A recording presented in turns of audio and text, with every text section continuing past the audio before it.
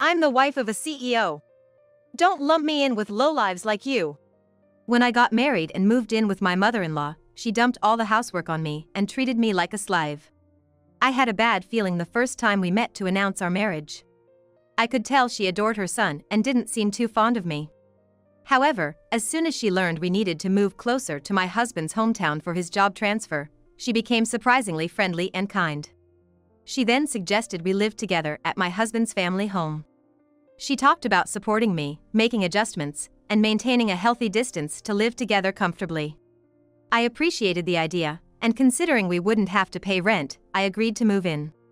But as soon as we started living together, I became the target of my mother-in-law's disdain. She only harassed and bullied me when we were alone. In front of my father-in-law and husband, she was the perfect wife and mother, never breaking character. My real hell started when the two of them left for work. I was yelled at, insulted, and felt like my spirit was breaking. Feeling at my limit, I decided to confide in someone. That's when things began to change rapidly. My father-in-law came home one day, pale as a ghost, saying the company might go bankrupt. Facing a panicked mother-in-law, he managed to say, "What have you done?" My name is Hazel. I'm a 29-year-old housewife. I work from home while living with my in-laws. A situation that started with my marriage.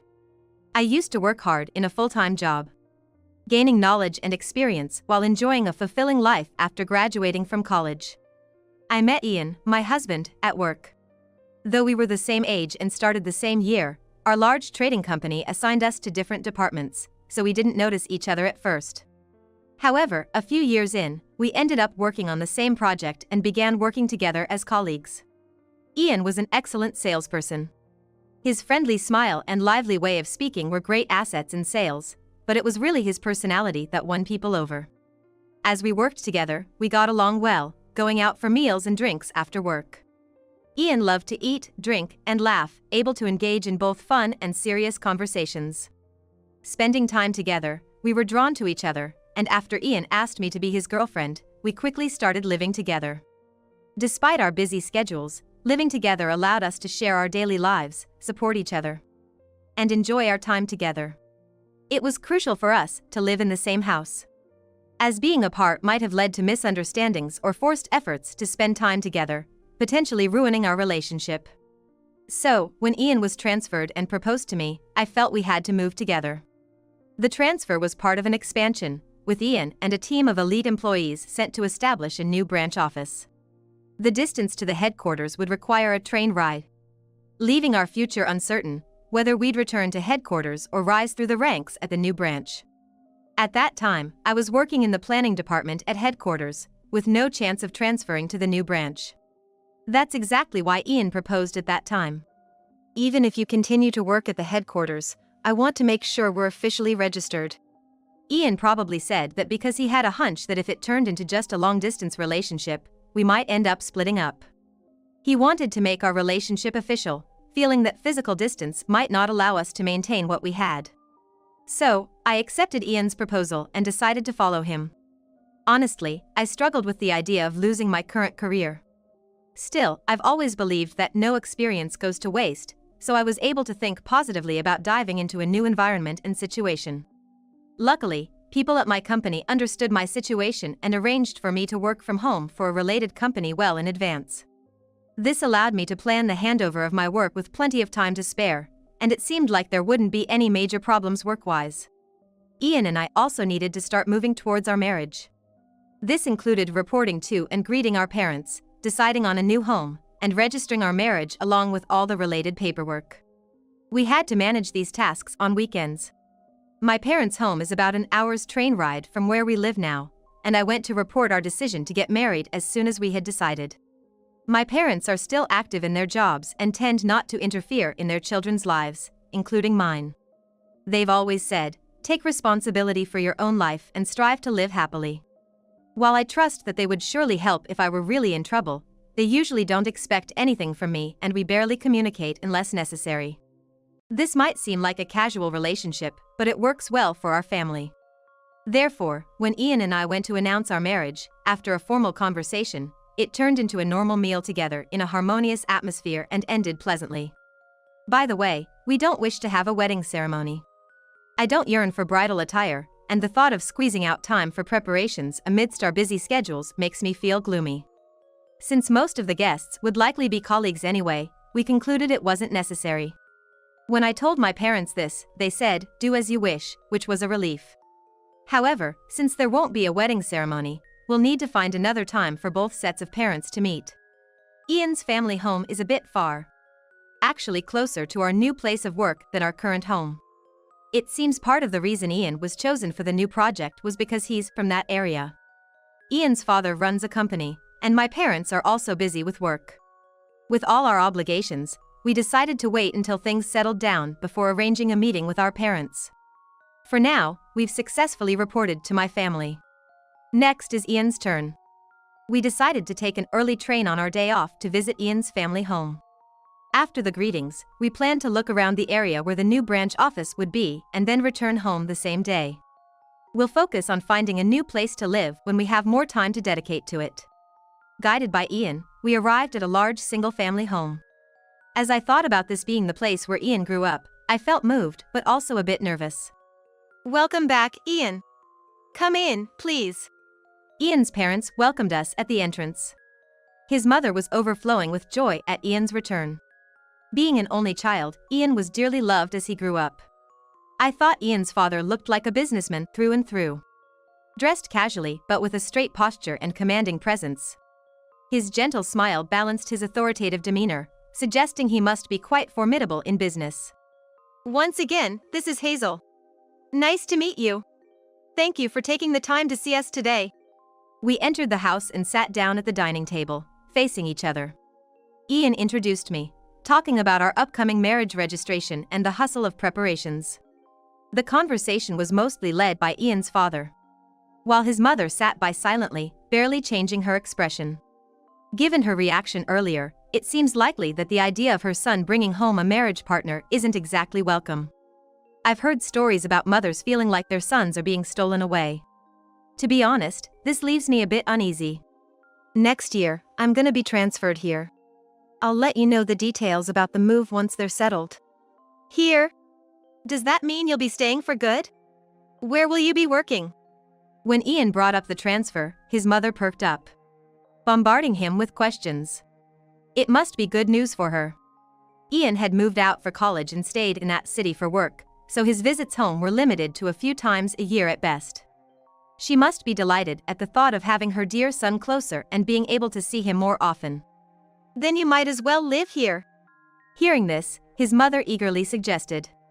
It was a bolt from the blue for me. I knew we'd be close to Ian's hometown, but the idea of living together never crossed my mind. It's important for you two to have your own life, but renting a place costs a pretty penny, right? If you stay with us, you won't have to worry about rent at least. His mother started her persuasion. She had a point. Switching to remote work meant our household income would decrease. And although rent is cheaper here than where we currently live, a place with adequate space would still cost a significant amount. I had been thinking about the need to economize. Besides, starting a new life in an unfamiliar area can be tough, right? Hazel, you have work even if it's from home, don't you? I can help out with things around here.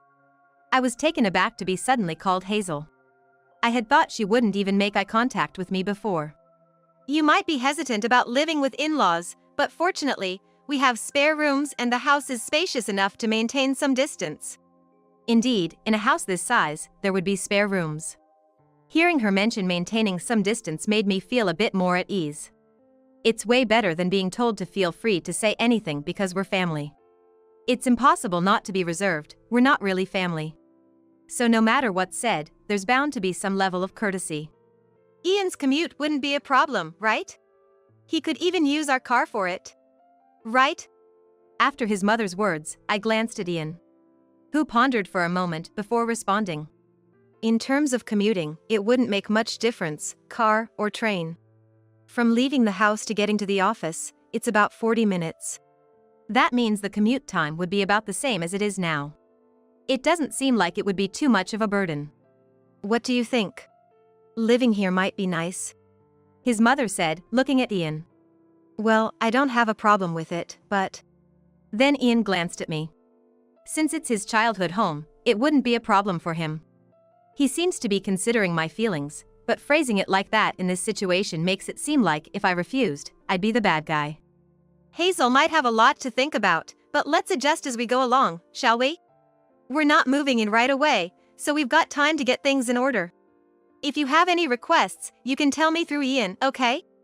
His mother said with a smile. Indeed, you don't know how you'll feel about living somewhere until you try it. We haven't decided to live here forever, and there might be a chance we'll return to the headquarters. If it proves difficult, we could always find a reason to move out later. I'll take you up on that offer, then. Great. I'm looking forward to it. And just like that, it was decided that we would live with Ian's family. If I could turn back time, I'd strongly advise myself against it. Hey! I'm going out, so make sure everything is taken care of. Today, like many days, my mother-in-law is heading out with friends. I watched her leave, hysterically yelling orders, as I hung up the laundry for the entire family. The mother-in-law, who had been all smiles at our first meeting, suggesting we live together while maintaining a reasonable distance, turned out to be completely different once we started living together. She has a remarkable duality. To me, she acts one way, but in front of her husband and Ian, she's the good wife, good mother. She carries his bag to the door when he leaves for work, cheerfully greets the chauffeur of the town car, and follows Ian around the house, eager to tend to his needs. Ian, however, likes to prepare himself as he's accustomed to his routine, but she insists on hovering around him.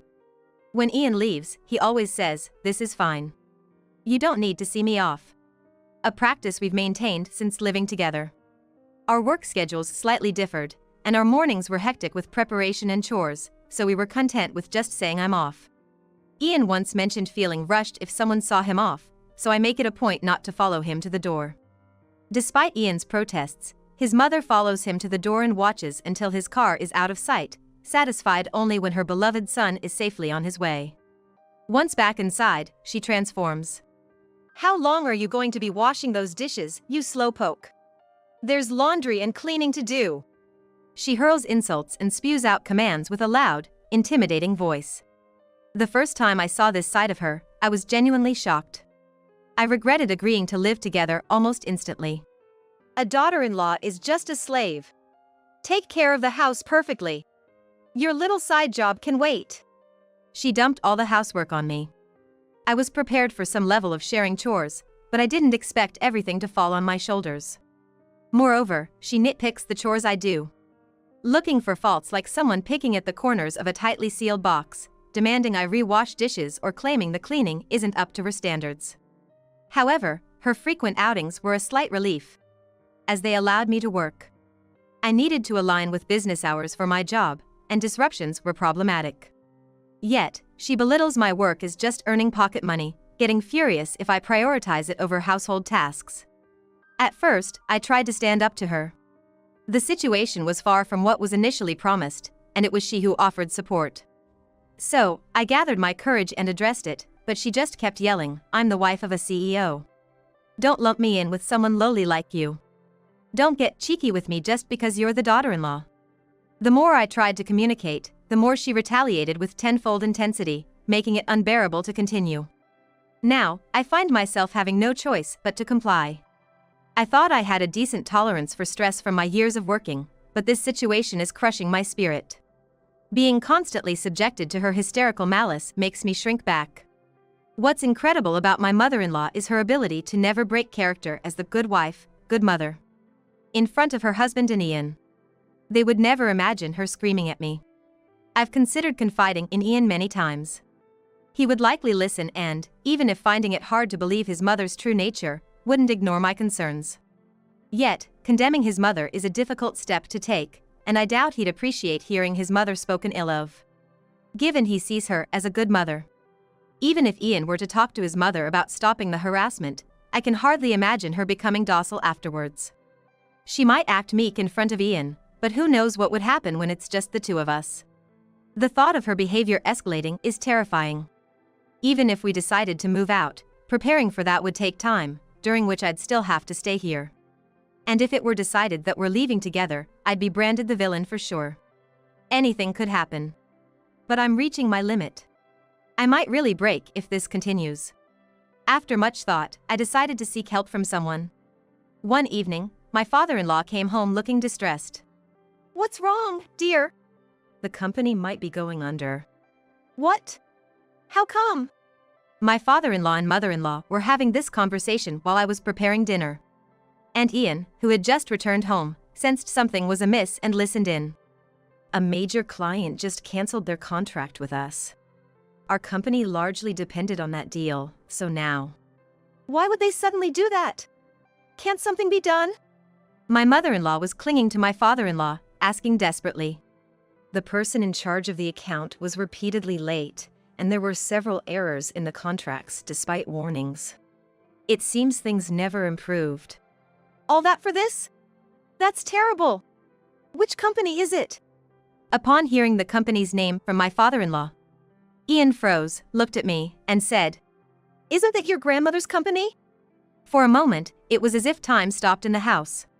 Both my father-in-law and mother-in-law turned their gaze towards me. And then, suddenly, my mother-in-law charged at me. You!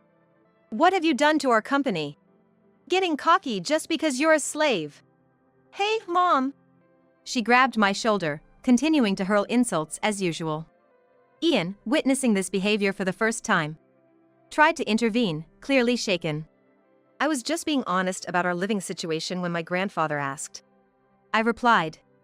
It was the truth. This damn daughter-in-law. As my mother-in-law raised her hand, I braced myself, thinking if she's going to hit me, then let her. Mom! Stop it! Ian grabbed her arm to stop her, and my father-in-law came rushing over, shouting. Then, staring intently at my mother-in-law, he muttered. So it was you. My mother-in-law, not understanding, just stared back at him in confusion. What have you done? With his face contorting as if it made a noise, my father-in-law's words came out strained. My mother-in-law, still not grasping the situation, looked at him bewilderedly, asking. What? What do you mean? The chairman told me, a man who can't even see through his own wife's true nature can't possibly educate his employees properly. That's right, I remember now. Thinking back to the conversation I had with my grandfather yesterday. Long time no see, Grandpa. How are you doing, Hazel? Yesterday, I had a video call on a tablet with my maternal grandfather, whom I hadn't had a chance to see before moving here. We had a remote lunch together during our lunch break. My maternal grandfather, who built and grew his company from scratch, is still supporting it as its chairman even in his 70s. Despite being busy, we hadn't been able to meet due to not finding the right timing.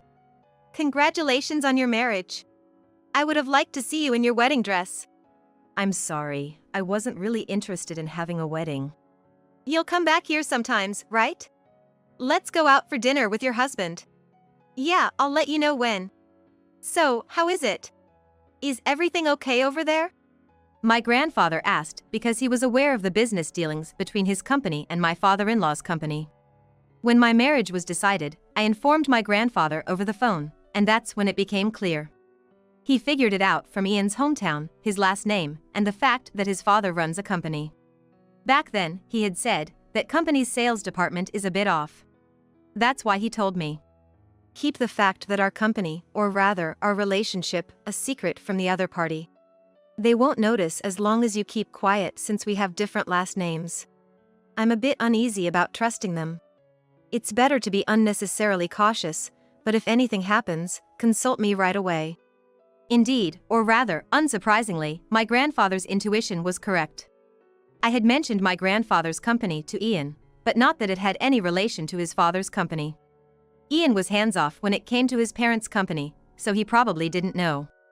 It was fortunate for me. Grandpa, actually. And so, I told my grandfather everything about my life here. As expected, or rather, beyond my imagination, my grandfather was quietly furious. It all connects. A fool who can't even discern his wife's true nature can't possibly pay attention to training the staff at the bottom, which means the entire company cannot be trusted. That was the first time I heard about the misconduct of the sales employees at my father-in-law's company. They were habitual latecomers, laughing it off and not understanding their position even when they did arrive late. There were always issues with the contracts, and when we would refuse to proceed due to these errors, they tried to push through carelessly. Despite complaints and requests to change the sales representative, a manager from my father-in-law's company would call to apologize, saying, "We're short-staffed," and nothing would change. Considering the salespeople I've seen Ian work with and those I've dealt with in my business, the incompetence was unthinkable. Apparently, there had been discussions within my grandfather's company about stopping business with my father-in-law's company and finding someone else. Despite being in a position where my father-in-law's company owed a lot to my grandfather's, the neglectful attitude had caused significant backlash within. And the treatment I received from my mother-in-law was the final straw for my grandfather. I'll take care of that company, don't worry about it. How about you get a divorce and come back? My grandfather, though not in a calm manner, casually mentioned this. I don't have any complaints about Ian, so I'm not considering divorce. If only Ian could return to the headquarters, that would be ideal, he said, probably feeling lonely because of the physical distance that had grown between us. Seeing a glimpse of my grandfather's true feelings made me smile. My maternal grandfather, despite being busy, often made time for my school events and milestones. Even on weekdays, he would take time off work to be there. That's quite rare for a man of his generation. I'm aware of how much he doted on me. I'm sorry for worrying you, Grandpa. It's shameful that at my age, all I can do is rely on others. I'm glad Hazel talked to me. As a result, my worries will disappear, Grandpa says with a hearty laugh. Whether his concern was about me, the company, or both, it wasn't clear. Thank you, Grandpa. Don't mention it. Just make sure to contact me when you know the day you're coming back here. Yes, sir. That was the conversation I had with my grandfather yesterday. Grandpa's actions were quicker than I imagined. Hazel, could you tell me what Nova has done? My father-in-law says to me. He must have connected the dots after what Grandpa said. What are you saying? You shut up. Or are you going to explain it yourself? My mother-in-law interjects in a panic, but my father-in-law, who has grasped the situation, sternly rebukes her. My mother-in-law is left speechless. So, I told them everything. How I was treated like a slave. How she looked down on me, saying her status as the CEO's wife was different from mine. How all the housework was dumped on me, making it difficult to find time for my job. How she would go out shopping or for lunch every day, but upon returning, she would nitpick my cleaning and make me do it again. How she would stop me from going out, saying I shouldn't be playing around. How she would check everything I bought. All these things happened only when it was just the two of us. Mom, you did such things? What have you done? You can't undo this. Her beloved son looks at her with contempt, and her husband scolds her harshly, while she looks back and forth between them. Unable to comprehend why she's in such a predicament. She must have thought her husband and son would take her side. I'm sorry, Hazel, for not realizing you were the chairman's granddaughter. No, irrespective of the company, such behavior is inexcusable. I truly apologize. My father-in-law repeatedly apologized in front of me. It was slightly uncomfortable since I deliberately didn't mention being the chairman's granddaughter, but I was surprised to be apologized to in such a manner. I couldn't say it's okay or I forgive you, but I felt a bit lighter.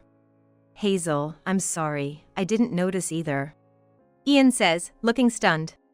It's okay, I couldn't say anything either. I should have paid more attention to you. Sorry, it's hard to talk about my own mom.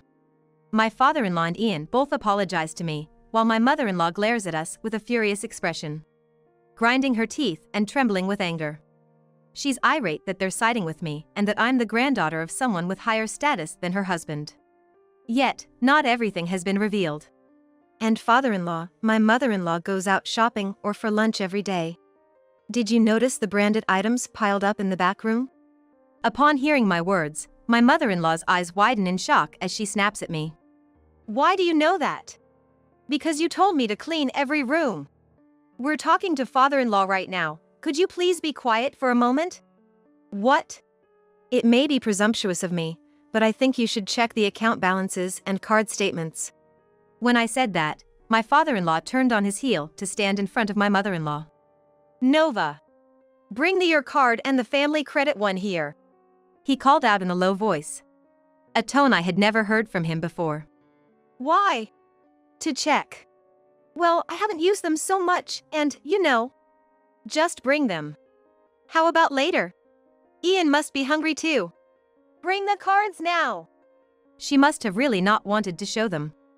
Despite her objections, my mother-in-law was startled by my father-in-law's loud voice and started moving. She left the dining room and returned with heavy steps, handing over the cards to my father-in-law. As he checked the cards, deep wrinkles formed between his brows. Then, holding a credit card in one hand, he began typing something into his smartphone. He was likely using an online service to view the statements. After staring at the phone screen for a while, my father-in-law let out a long sigh. What is this? In front of my father-in-law, my mother-in-law shrank and looked down. Her face pale with fear. She must have been misusing the funds entrusted to her for household management. The hidden branded goods must be numerous. I can only imagine the total cost being astronomical. Leave this house. We're getting a divorce, he said in a voice devoid of emotion. My mother-in-law's eyes widened in shock. Impossible, I have nowhere to go. Is that so? Then, I'll provide you with some money for the time being. However, I'll be filing for alimony, so find a place to live and a job as soon as possible. Alimony? Why? You don't understand? Then, a lawyer will contact you later, and you can ask them. It's impossible, impossible. My father-in-law, having reached the end of his tether, showed no mercy. He pulled out all the cash from his wallet, probably about $2,000, and handed it to my mother-in-law. Then, he dragged her to the bedroom to pack her bags and kicked her out of the house. Ian and I weren't in the dining room to see everything, but we could hear my mother-in-law sobbing and muttering something as she was being expelled. My father-in-law then locked the door behind her. And so, my days of being tormented by my mother-in-law came to an end. After being thrown out, she's been living alone in a cheap apartment, working part-time. Her habit of looking down on other women, born out of her former status as a CEO's wife, hasn't changed, leading to her isolation among her fellow part-time workers. Ian occasionally receives complaint calls from her, but he's been growing increasingly fed up, sometimes lecturing her before hanging up or not answering at all. She seems to be living a difficult and stressful life, but it's a situation of her own making. Meanwhile, my father-in-law spent some time near my grandfather's company, visiting daily. He demoted the problematic sales representative and, along with the new sales team, went on an apology tour to my grandfather, the CEO, directors, and relevant departments. Thanks to these efforts, the cancellation was withdrawn, and they managed to re-establish the contract, as I heard from my grandfather. Despite the issues, his recovery efforts were commendable. Ian and I are still living with my father-in-law. With my mother-in-law gone, I've been able to live freely, relaxing both physically and mentally. Recently, I found out I'm pregnant. Ian, of course, my father-in-law, my parents, and my grandfather are all thrilled for us and are taking great care of my health. We're now consciously taking it easy, utilizing services like housekeeping. Eagerly awaiting the day our family grows, and enjoying our happy days.